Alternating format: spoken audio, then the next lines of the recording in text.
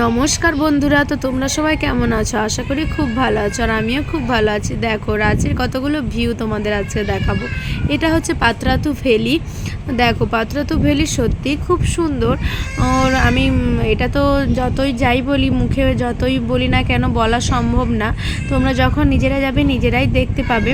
তোমাদের যদি সময় অবশ্যই একবার ঘুরে এসো রাঁচির পাত্রাতু ভ্যালি, সত্যিই খুব সুন্দর জায়গাটা। তো দেখো রাঁচিতে অনেকগুলো ওয়াটার পার্ক আছে, অনেকগুলোই। তার মধ্যে একটাতে আমরাও চলে গেলাম, খুব মজা করেছিলাম, খুব বড় ছোট বাচ্চা সবাই মিলে, প্রায় অনেক মানুষই ওর ভেতরে ছিল, ওয়াটার পার্কের ভেতরে। দেখো আমার হাজব্যান্ড কেমন আনন্দ করছে, মজা করছে, নাচ করছে, আমরাও করেছি খুব মজা। অনেক জায়গায় যেখানেই তুমি চারদিকে তাকাবে সেখানেই শুধু জল আর জল। তো আমি সত্যি কথা বলতে কখনো ওয়াটার পার্কে যাইনি, ফার্স্ট গিয়েছিলাম। তো ফার্স্ট গিয়েছি, অভিজ্ঞতাটা হচ্ছে সত্যিই খুব সুন্দর। তারপর আমার বরমশাইকে সবসময় বলি যে আমরা চলো আর একবার ওয়াটার পার্ক থেকে ঘুরে এসি। ওয়াটার পার্ক আমাদের এখানেও আছে, কিন্তু রাঁচির ওয়াটার পার্ক অনেকগুলোই আছে, তার মধ্যে একটাতে গিয়েছিলাম।